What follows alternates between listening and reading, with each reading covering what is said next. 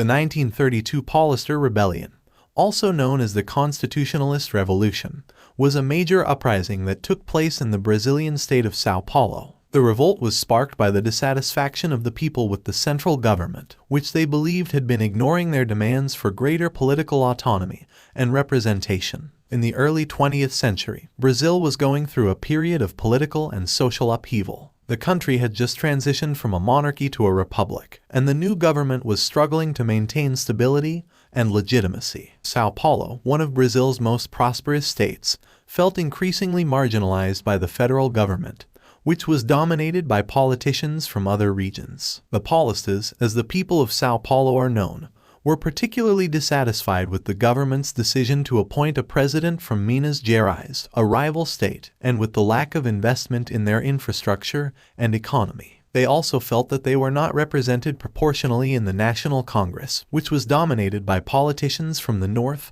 and northeast regions of Brazil. On July 9, 1932, a group of military officers and civilians in São Paulo declared the establishment of a provisional government, with the aim of creating a new constitution that would grant greater autonomy to the states and more representation to the Paulistas in the federal government. The rebels, who were led by General Isidoro Dias Lopes, quickly gained control of much of the state, including its capital, São Paulo City. The central government, led by President Getulio Vargas, responded by sending troops to quell the rebellion. The ensuing conflict, which lasted for 3 months, was characterized by fierce fighting and brutal repression on both sides. The Paulistas were outnumbered and outgunned, and their makeshift army was no match for the highly trained and well-equipped troops of the federal government. Despite their valiant efforts, the rebels were eventually defeated, and the central government regained control of São Paulo. The conflict claimed the lives of an estimated 2,000 people, including civilians, soldiers, and rebels. Aftermath. Although the rebellion was ultimately unsuccessful, it had a significant impact on Brazilian politics and society. The Paulistas, who had fought for greater autonomy and representation,